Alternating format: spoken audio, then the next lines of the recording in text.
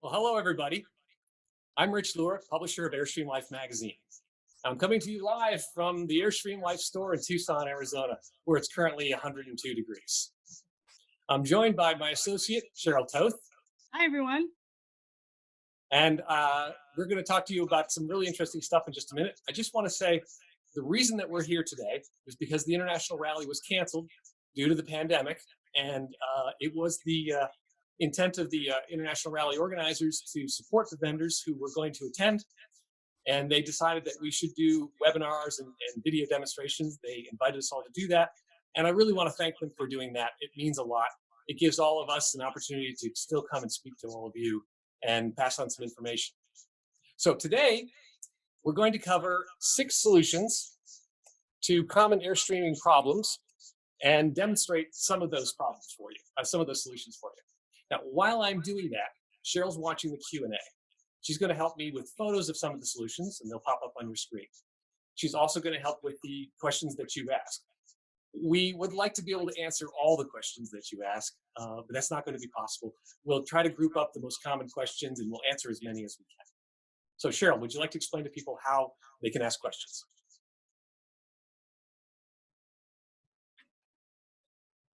Oh, hang on. Sorry. This is the technology, huh? We've got technical problems here. And I don't know how. There we go, Cheryl. You should be unmuted now. Okay, I'm unmuted now. I think I'm just going to stay unmuted. Yes, so if you have a question, there is a little QA button in the upper right part of your screen. Click it and it will open a window. There's a button in there that says ask a question. Once you click that, you'll be able to type in your question and hit the send button, and I'll get the questions. And I've already got questions and there are a lot of you in this room. Actually, we've got over 125 people, so we'll get to as many as we can, like Rich says, about the topics that we're discussing today. Look forward to reading those questions. Okay, so problem number 1 I want to talk about, and this one happens at every rally I go to. It certainly happens at every Lollapalooza that we go to, because we have a lot of people there and a lot of new owners. Getting locked out of your Airstream. This it shouldn't happen, but it does happen. The issue is that sometimes when you slam the Airstream door, the handle lock can slide itself into the lock position just from the force of shutting the door. And it doesn't happen every time. It's sort of random. But of course, you're walking around the campground with your keys in your pocket and you're locked out. It's an amazingly common problem. Now, the simple solution is a piece of tape. And Cheryl's going to put that up for you right now. And what we did is, in the picture you can see, there's a piece of adhesive tape. We used a surgical tape, blocking the silver slide just by the handle there. You just barely see the little silver knob, and it keeps it from moving. This is a 2-penny solution to a problem. You won't be able to use the handle lock anymore, but you can still lock the Airstream with the padlock. And really, that's, in my opinion, that's enough. So that's the quick solution. I do suggest another inexpensive solution is the obvious one: spare keys. Now, these are keys. The keys that are used on your Airstream, you can't get at a locksmith. They don't have the blanks for them. So you need to order these keys. We sell them in the Airstream Life store as blanks, and you can take them to any locksmith and have your keys duplicated. It only costs a few dollars to have a spare set of keys. It kind of makes sense. So yeah, if you want to hide them in a hide a key somewhere on your Airstream where only you can find them, that's probably the best solution. Either that, or just make sure that every time you go out of your Airstream, you carry your keys with you. So easy fix, 2 easy fixes to a ridiculous problem that shouldn't happen, but it does all the time. Rich, let me ask you a question before we proceed. Yes. Can you hit the mute on your attendee version over on your iPad? Because I'm hearing echo, and I think that might be it. Mute that iPad. Okay. How's that? Still hearing the echo, but it's a little better. All right, I'm going to look for some questions. Yes, and several folks have also noticed the echo, but hopefully that's going to get better.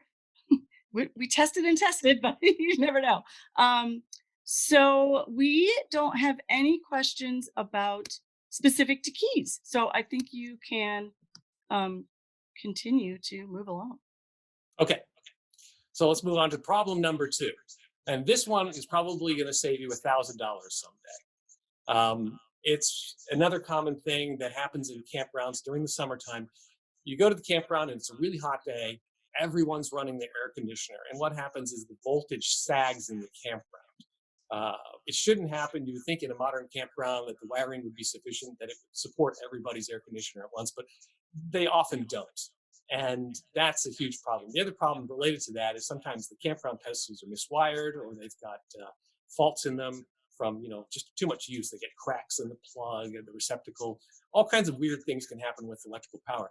If the voltage goes down during the day, when you're, say, away from the Airstream, you've got the AC running, maybe your dog is in the trailer, and the voltage drops too low, it's going to burn out the compressor in your air conditioner. If it goes below about 105 volts, that's going to be the end of your air conditioner. It'll just burn out. And that's a really dangerous situation, obviously, if you have a pet inside the Airstream, and certainly a major inconvenience for you, because it means that you're going to come back to the Airstream and have no air conditioning until you replace the entire unit, which is, like I said, $1,000 problem. The easiest solution, the one I always recommend, is get a portable electronic surge protector, well, basically an electrical management system. Don't cheap out on this. This is something that you really, it does a lot for you. It's going to check for wiring. It's going to check for low voltage, checks for high voltage. And what it'll do is disconnect the power to your Airstream whenever there's a fault, and then reconnect it automatically when that fault is rectified. So if you're in a campground, it's summertime and the voltage drops too low, you're going to find that the power will get cut off, but it will save your air conditioner. And when the voltage gets back up to normal levels, it'll turn the air conditioner back on. So this is the solution. Now, these things are not inexpensive. They cost about $200 to $300, depending on whether or not you've got a 30 amp Airstream or a 50 amp Airstream. But again, it's a $1,000 mistake if it burns out your air conditioner. So I use one of these. I recommend it. There's a couple of brands out there. We only sell the Progressive one because I think it's the best one. But anyway, that's an EMS, an electrical management system. Tothi, do we have any questions about that? We do not so far have any questions about that. Okay. All right. But we do have a good solution. Somebody suggested a solution for the putting a key box, like not getting locked out of your Airstream. I saw that after the fact, to put a key box on the in the propane, get a little lockbox thing and put it in the propane, against the propane tank in that front part where the propane. Yeah. There's a lot of places you can hide a key hider. Some people put it inside the battery box. Some people, you can put it inside the propane, but the propane box itself is made of aluminum, so a magnetic key holder is not going to stick to it. But there's a lot of places on the frame where you can hide it. I like the refrigerator compartment as a place to hide a hidey key. It's dark in there, and even unless you feel around, you're probably not going to find a black box inside there.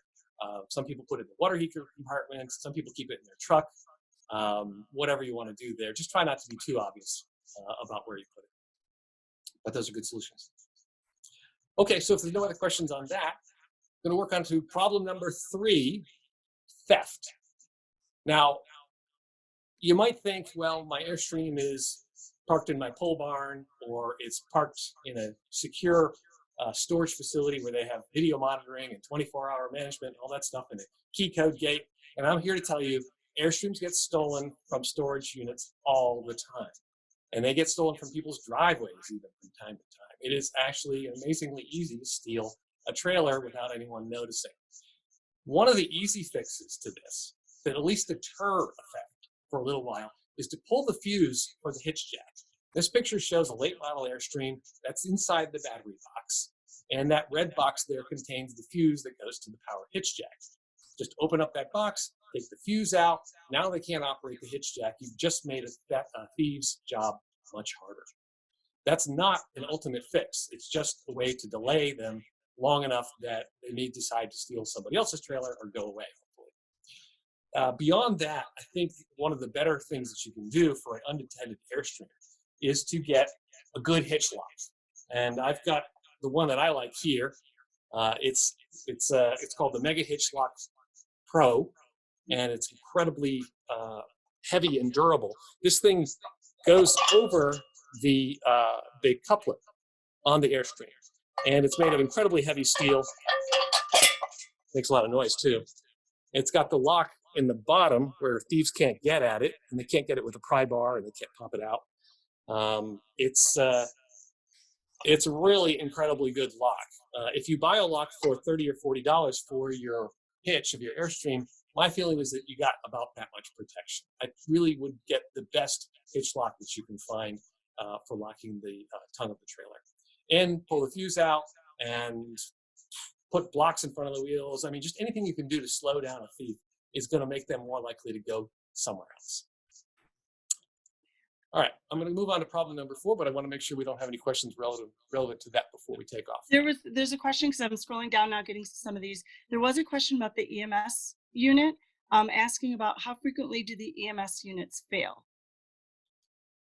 Well, that's an interesting question. I have never, no, that's not true. I have had one fail. It's not a common thing. They are very reliable equipment. I had one from Progressive, which I was at a rally in Florida, and I left it facing up, the plug receptacle facing up, which is not normal. Normally it's hanging on the power pedestal and the plug receptacle faces outward. And it rained, and rain poured in the receptacle and got into the box, even though it is waterproofed. Some water got in, and about 2 weeks later it failed. Well, it was definitely my fault. It wasn't supposed to be operated that way. It was supposed to be hung. As a matter of fact, the new ones come with a little cover for the receptacles to keep the rain off of them, so they're even more reliable now. But the interesting thing about that was that I sent it back to Progressive. They have a lifetime warranty, and they replaced it, no questions asked. So I was very pleased with the customer service, which is, again, why I sell Progressive and not the cheaper brands. They really stand behind their product. That's the only time I've known one to fail. I suppose there's one other circumstances in which one might fail, and this did happen at a rally I was at, where the trailer was accidentally wired to 240 volts power, and it blew out the surge protector, as it is supposed to do. That was a different type of unit. It wasn't the one that we sell. That one blew up and saved the trailer. It sacrificed itself for the trailer, which is a great thing, but then the product wasn't usable anymore. The one we sell won't do that. It'll just cut the power off. It won't self-destruct.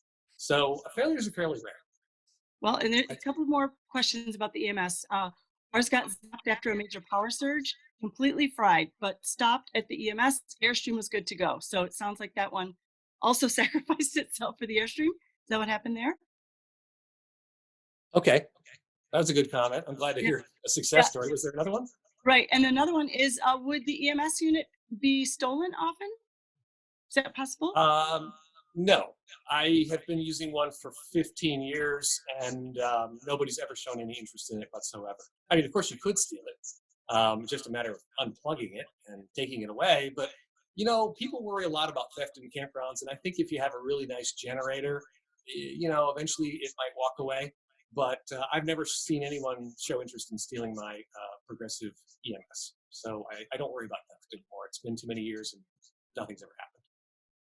Okay, let's talk about the hitch lock, which you just talked about. What was the brand of the hitch lock that you showed, was the question, because it wasn't clear. This is the, if you could bring up the picture again, it shows it as well. But this is the Mega Hitch brand, Mega Hitch Coupler Vault Pro. It's a kind of a long, crazy name. Mega Hitch Lock Coupler Vault Pro. I can never even get it right. It's a terrible name for a really great lock. We sell them in the Airstream Life store. So if you go to store.airstreamlife.com, you can check them out there and buy one from us if you want to support Airstream Life. I would appreciate that. Right. Any other questions? Good. Those are it for the current products. So we'll go ahead and forge forth. Okay. So let's go to problem number 4. Crappy water hoses. I am not a fan of the white vinyl water hose. Everybody uses them. Actually, there's like some blue ones and other ones out there, but drinking water hoses are generally made to have a short life. They don't last a long time in heavy use.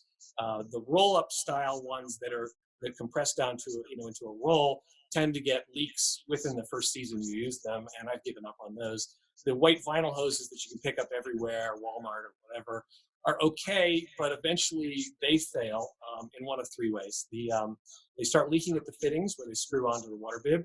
They get a bulge, or they burst if somebody drives over them with their truck while they're under pressure. They'll just explode. They can't take that. I'm not a fan. I got tired of buying a new whitewater hose every year or two for 30 bucks, 30 bucks, 30 bucks. It just kept driving me crazy. So I finally found a better version of it, and we sell this in the Airstream Life store too. And I love this hose. It's the only thing I use. We call it the ultimate water hose. As you can see, it's a coil hose. It's not vinyl. It's made out of a completely different material. It will never kink. It cannot kink. It's got this permanent coil into it, and you can kink it like this, all right, all day long, and it won't hold a kink. It'll just bounce right back, and pretty soon you won't even be able to see where it happened. You just can't get it to permanently kink. It's a really incredible hose. It always coils itself back up. It's very light. It's much lighter than the equivalent hose, and it's UV stable. You can leave it in the sun for 10 years and nothing's going to happen to it. And you can drive over it with your truck as many times as you want while it's full of water. You can let it freeze.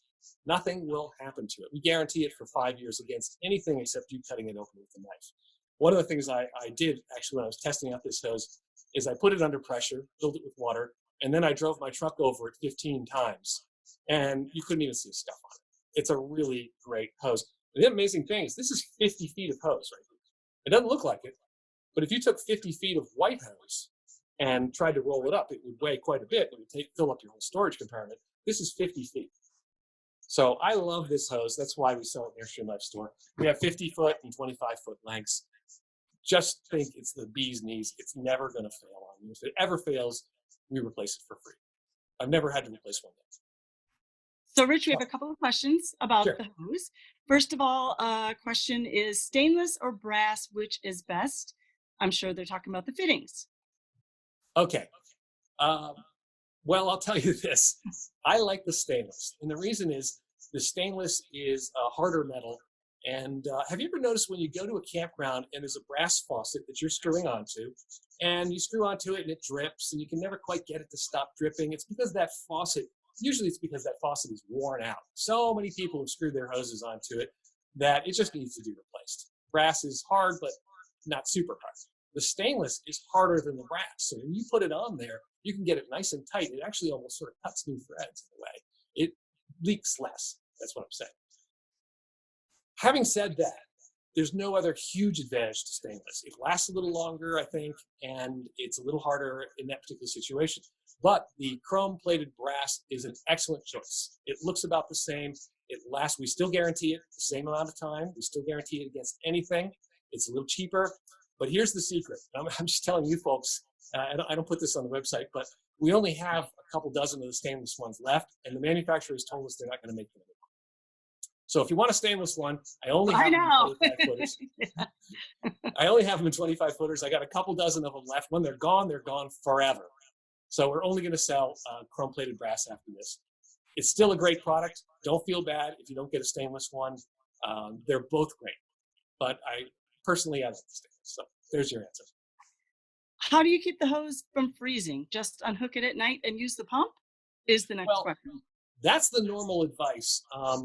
If you're using a regular whitewater hose, yes, you should unhook it at night and just use the pump. But if you do that, unless you take that hose inside your Airstream, it's still going to freeze. So the reason you're doing that is because if you let a regular whitewater hose freeze full of water, it's not going to last very long. It's going to shorten its life, and it may even burst. This hose, you don't have to worry about that. It won't be damaged by freezing. I just leave it on. I still use the water pump overnight, or in the morning if the hose is frozen solid until the water in it melts, but I don't worry about the hose. The hose is going to be fine. So if you don't want it to be full of frozen water and have to wait a couple of hours in the morning for it to defrost in the sun, then yes, unhook the hose at both ends and put it inside the Airstream where it can stay warm. It's your choice on how you want to handle it. But I will tell you, you don't need to worry about the hose itself. It cannot be damaged by freezing. I actually took one, again, part of my testing when I first got it. I filled it with water, I screwed the ends together, and I put it in the freezer overnight. And then I took it out, and you could feel the ice in it cracking. And then I took it, and I put it on the sidewalk, and I hit it with a meat cleaver, a meat tenderizer for about 5 minutes, and I couldn't damage it. So don't worry about this thing. It's going to last forever. Well, and now tell us another question here related to the putting it away is there a way to drain the coiled hose, this hose that you showed us, so that it doesn't drain while you're traveling? Do you want to, is there a way to just, I guess, just get all the water out before you head out? Um, If you're heading out in a hurry. yeah, I don't worry about it. The only way to drain it would be to hold it, this way and wait for all the water to work its way through all the coils. That's going to take forever. I don't even bother. I just screw the two ends together so it doesn't leak water inside the storage compartment. Just so I'm just going to do this. I'm just going to thread it to itself, and then I'm going to throw the thing into the storage compartment. And by the way, to make it easy to handle in the storage compartment, a good trick is to take a pillowcase and just throw the whole thing into a pillowcase and then toss the pillowcase into the storage compartment. It makes it easier to handle so this doesn't snag on other things in the compartment. But I don't bother draining the water out of it. I use mine enough that mold and algae is not going to grow in there. It's light proof. So with no light, no growth. If you're going to store it for the winter, then yeah, maybe you want to hold it up and drain it out slowly. Or you could blow it out if you have an air compressor. That would be a way to do it. I'll be honest with you, I don't bother. I just make sure I run lots of fresh water through it at the beginning of the season, and it's been fine. I haven't died yet. Can we ask one more question about the hose? There's a lot of questions about hoses, and I've answered a few just text. Like, is it drinking water safe? Yes. What's the brand name? It's the Ultimate Water Hose. Alan asks, what do you think about stainless steel braided hose for water use? I'm not a fan of stainless steel braided hose for water use. There's nothing wrong with it. It's just really inconvenient. It's harder to put away. It's overkill. I just don't see the advantage, honestly. I mean, sure, it's great, but probably a lot of money, not easy to coil up and put away. Not really seeing the advantages. Frankly, this material is a great, durable, indestructible, self-coiling material. I think it's the best choice. All right, I'm going to ask you one more question on hoses because I think it's a quick answer, but I don't know the answer. Does the stainless seize on a brass fitting? Does the stainless fitting seize up if you put it on brass one? Oh, stainless does not. That's a good question, but no, it actually goes on very smoothly and does not seize. I've been using one of the stainless steel ones for 5 or 6 years now. It's the same hose, and I've never ever had a problem with it. It's really great. Okay, no more hose questions. It's very exciting it's neat how excited people get about hose questions. I love it because this is a very good product. I actually have one at home too, just in my backyard. I don't have an Airstream yet, and I love it. I used to be one of those people that buy all these cheap hoses at Home Depot for my backyard, and they always split. And so now I love this one, and I love the coiling because it just goes right back into its shape and it doesn't make a mess. So, any other questions on that, or are we going to move on? No, we're moving on from hoses. Okay. Problem number 5. You're in your Airstream and you got a flat. Now, I will tell you, if you're a new owner, you may be surprised to hear this, but Airstream does not give you tire changing tools with your Airstream. You don't have the proper tools with you unless you actually go out and get them. The tools that come with your truck will not work on the Airstream. You won't have the right, the jack is useless, and there's things that you need that you won't have, and I will show you. The solution is to put together a tire changing kit. And I tell this every year at Lollapalooza. I do a lecture on this, and everywhere I go, I tell people, and they always tell me the same thing. Well, half of them say, you're right, I need to get the right tools, and the other half of them say, oh no, I've got CoachNet or AAA or some other thing, and they think they're just going to call on a cell phone and somebody's going to show up and solve your problem for you. Well, that might happen, but too many times I've heard stories from Airstreamers where they got a call and they were told, oh, you're out of the service area because you're way out in the boonies somewhere. Or, sure, we'll be there in 6 hours. I had a friend who was on the highway in Virginia, on an interstate highway. He got a flat, pulled into a rest area, made his phone call. It was 4 hours before anybody showed up. By that time, it was past dark, and he had to spend the night in the rest area. My point is that flats don't happen in convenient places. They happen outside of self-service. They happen outside of service areas. And even if you don't want to learn how to change the tire yourself, you need to have the tools with you so somebody else can change the tire for you. So put together a tire changing kit. And I think that here's the tools that I recommend putting in the kit. And what you're seeing on the screen right now is our tire changing kit that we put into the store. You need a torque wrench, a good quality one. It's going to be $60 to $90 for a good quality torque wrench. Don't buy a cheap one from Harbor Freight.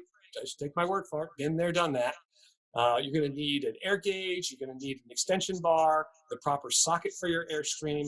And what I do is I have instructions. So when I do get a flat or I need to do something with the wheel, I read the instructions and remind myself of the proper procedure. And I also suggest a safety vest and then a bag to put the whole thing in. Put it all together in a kit, and like this kit, all right, this little carry bag, all right, the whole thing is in here, and then just take that kit and throw it in one of those external storage compartments until you need it. Hopefully you'll never need it, but if you do, you can pull the kit out of there and hand it to anybody who's got some mechanical ability, and with the instructions and the tools that are provided in here, they can change that tire. So tire changing is cheap insurance. Our kit's about $149. You can put together the kit yourself. It'll cost you more if you buy the parts yourself, but I don't care if you don't buy it from me. I don't care if you put it together or if you find parts, all the tools in your garage. The point is you need to have those tools with you in your Airstream all the time. And I suggest having a dedicated kit for the Airstream so you can't ever forget to bring it on a trip.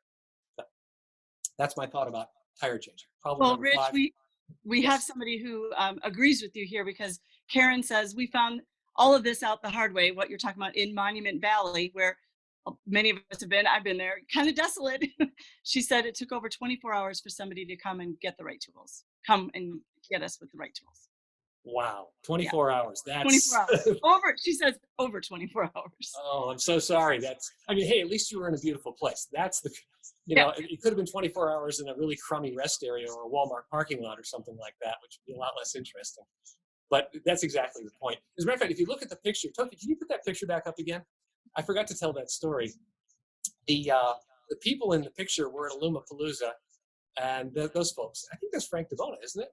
And they bought the tire changing kit from me at Alumapalooza, and a few weeks later they were out west, as you can see in that photo, and guess what happened?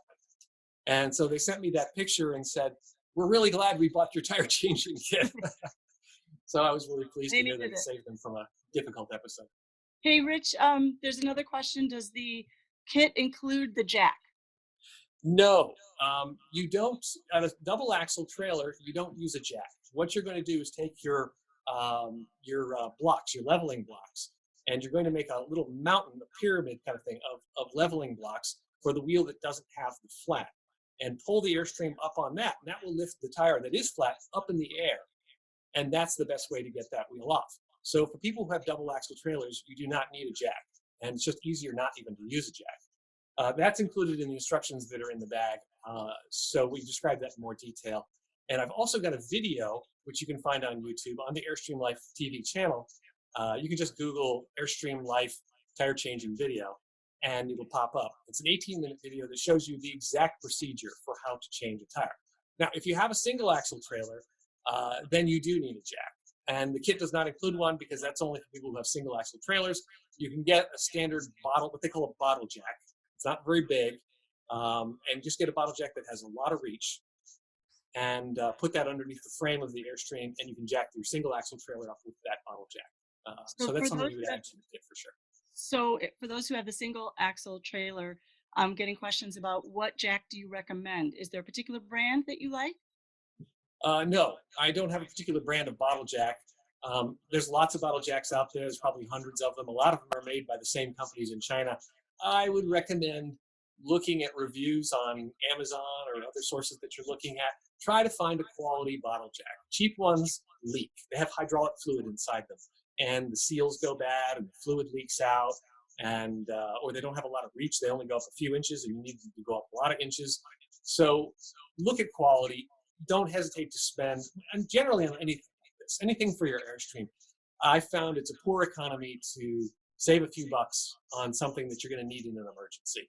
And that goes for everything in the tire changing kit. Buy quality tools. So I can't recommend a brand, but I'm just going to say, do your research and find one. Maybe just go to the hardware store and ask the guy there, not maybe a big box, but a smaller local hardware store, and say, I really want a good one that's going to last a long time, and see if they can help you out with that. We have a couple other questions about the tire changing. What jack do you need for the AS? Would it be the bottle jack?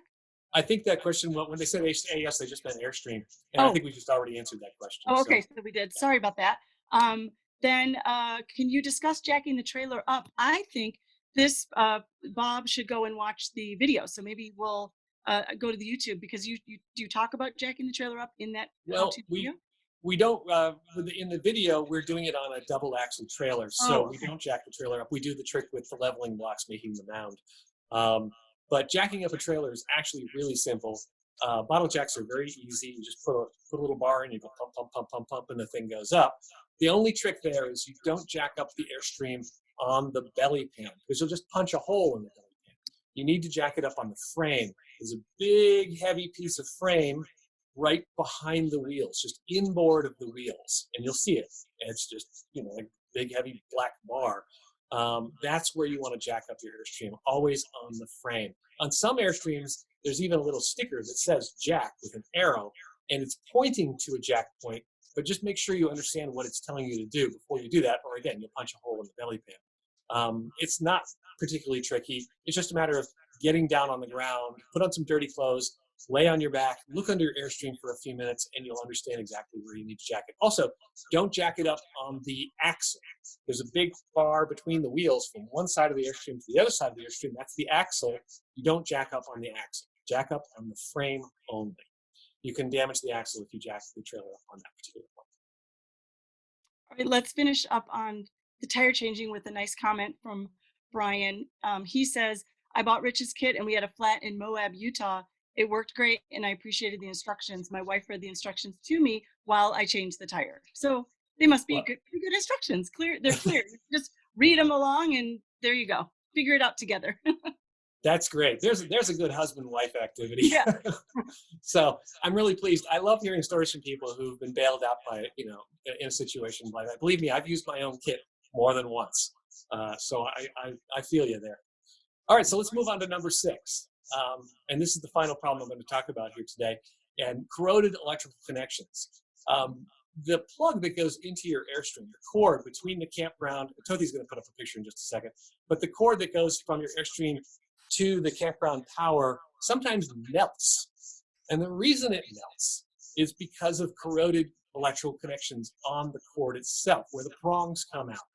When you got that cord, you may not remember, it was shiny brass color, yellowish color, looked like they were made of gold. And it had great flow for the electrons. The electricity passed through it very easily. But over time, one or more of those prongs will get corroded and it'll turn dark brown and even black. And when it does that, the electricity can't pass through very easily. And when that happens, it builds up heat. And so someday you're going to be running the air conditioner and it's going to be a hot day and that plug is going to literally melt. And then, of course, it's not usable and it can start a fire. It's a very dangerous situation. And I see it again. You see all these pictures. I didn't take all these pictures. Some of them are from boats and stuff. But I've melted a couple of them myself before I figured out what the problem was.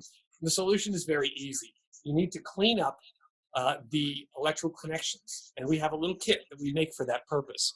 If you see the picture there, that little thing that looks like a file is called a burnishing tool. It's like a file, but it's much more delicate. It's made for electrical connectors specifically.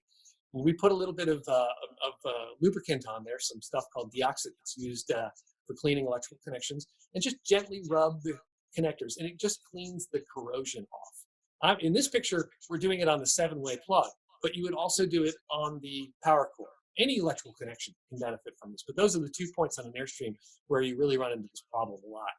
So with this kit, which is the burnishing tool, a lubricant, and then some electrical dielectric, which helps protect the connections afterward, keep them from corroding again in the future, you can maintain those connections. I recommend doing it annually. It's, again, cheap insurance, about $15 for the parts, and it only takes a few minutes to do it, and you avoid that risk of starting a fire at your Airstream. And it does, I don't know of any fires personally, but I do know a lot of melted plugs.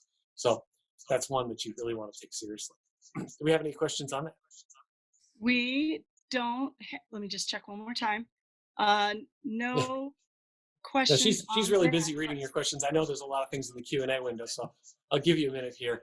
No, but there's other questions there, more about tires and things, but those are quick that I may ask you since that's number 6. And actually, let's take some more questions. So nothing specific to the corroded stuff, unless What is the lubricant called?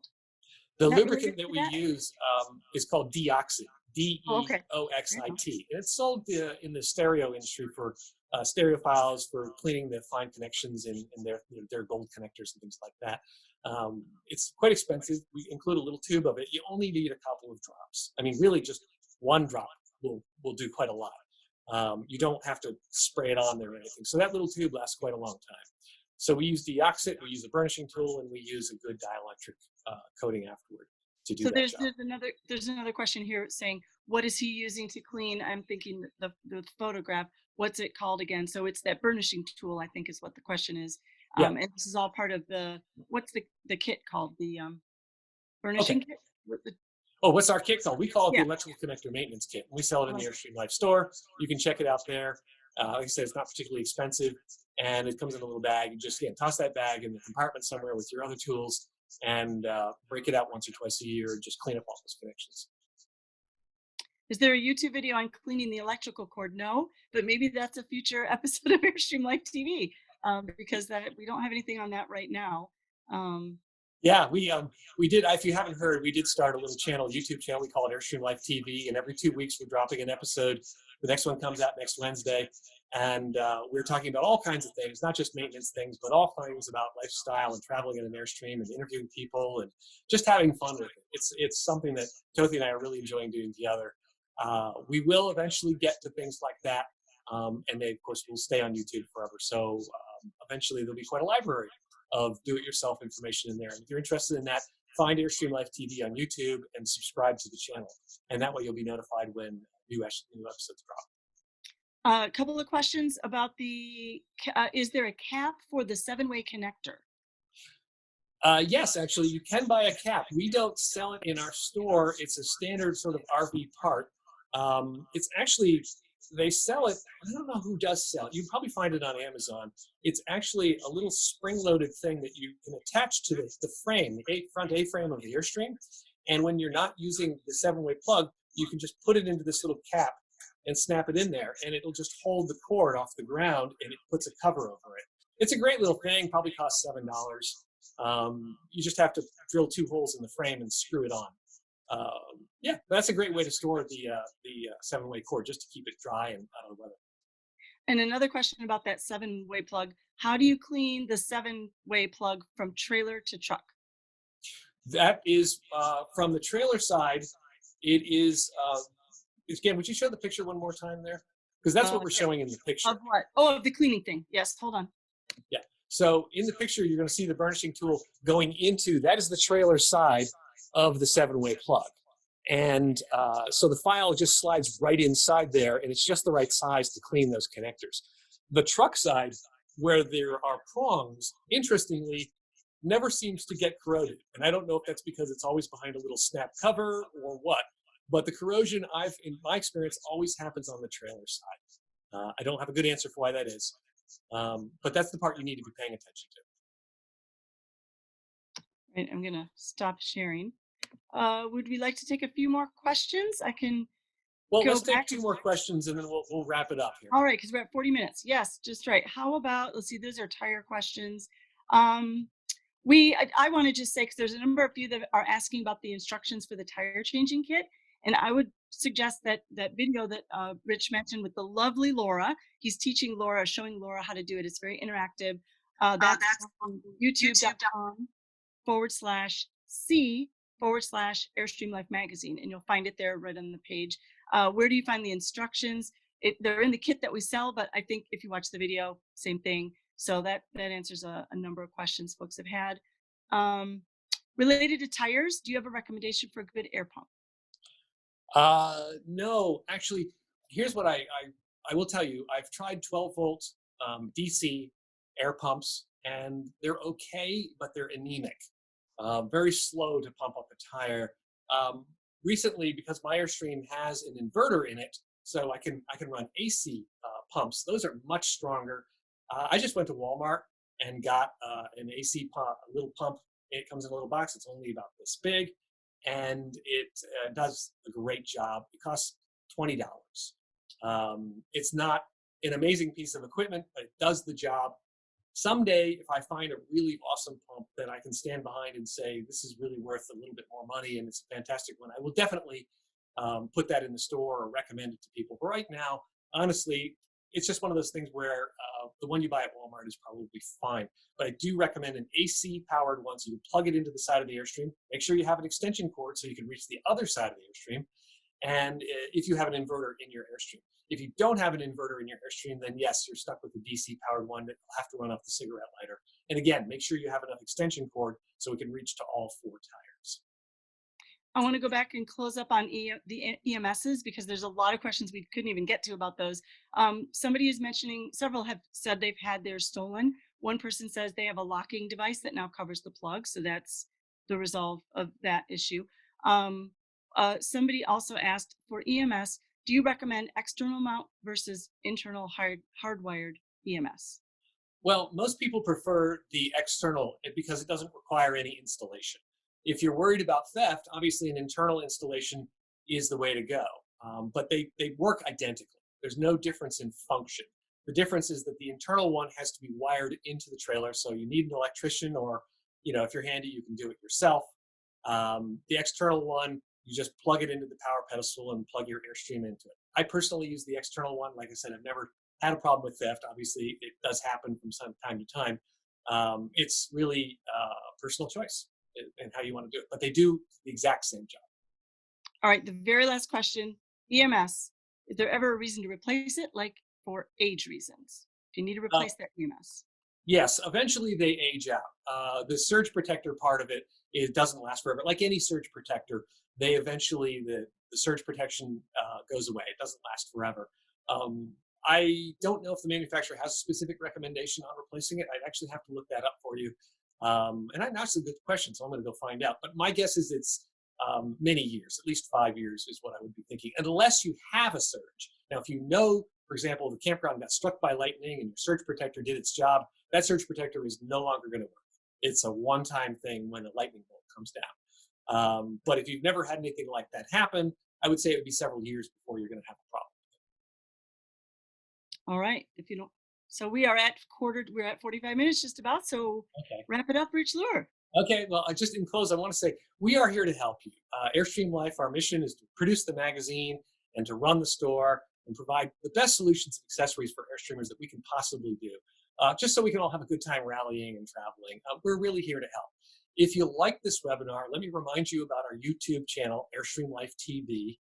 It's brand new. We've just dropped 2 episodes, where the next one comes out next Wednesday. We'll be dropping an episode every 2 weeks, and I'm going to share tips and advice from my 16 years of experience as an Airstreamer and as publisher of Airstream Life magazine, all with you. So all you have to do is click subscribe and like a video. I recommend you do both of those things so that YouTube will actually remind you when an episode comes out. Like and subscribe on any video we've posted, and you'll be notified when the new episodes come out. And it's going to be me and Tothi. And when we start traveling later this summer, we'll be interviewing some people on the road. It should be a lot of fun. I just hope you'll join us, and we'll all have a good time. And if you're depressed about lack of travel right now, let me just tell you, things are going to get better. We're all going to go out and have a good time, and I hope to see you later this summer, particularly at Palooza, if you can get up to the Airstream factory in September. So thank you all for watching this webinar. I hope you enjoyed it, and please visit us at store.airstreamlife.com if you want to check out any of the products that I've talked about in this video. Thank you very much.